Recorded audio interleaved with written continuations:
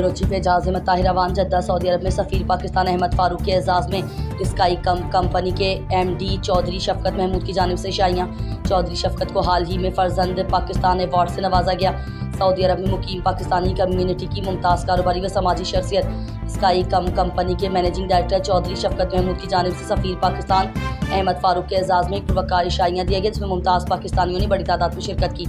चौधरी शफकत महमूद को हाल ही में उनकी गिरा कदर खिदमात के एतराफ़ में फ़र्जंद पाकिस्तान अवार्ड से नवाजा गया और इस शाइये में शरीक मेहमानों ने उन्हें मुबारकबाद पेश की और कम्यूनिटी के लिए उनकी काविशों को सराहा। इस तकरीब में सफ़ीर पाकिस्तान अहमद फ़ारूक, कौंसल जनरल खालिद मजीद, साबिक़ वफाकी वज़ीर चौधरी शहबाज हुसैन, मुस्लिम लीग नून सऊदी अरब के चेयरमैन चौधरी अकरम गुज्जर, साबिक़ वज़ीर आला पंजाब के मुशीर अजहर वड़ाइच, कश्मीर कम्यूनिटी के रहनुमा वक्कास इनायत, मारूफ सनतकार वहीद आरई, मुमताज़ सरमायाकार नवाज चौधरी, चौधरी ज़हीर कबाबिश फॉरम के चेयरमैन अली खुर्शीद मलिक और मुमताज़ सनतकार व पाकिस्तानी कम्यूनिटी के हरदिल अजीज़ रहनुमा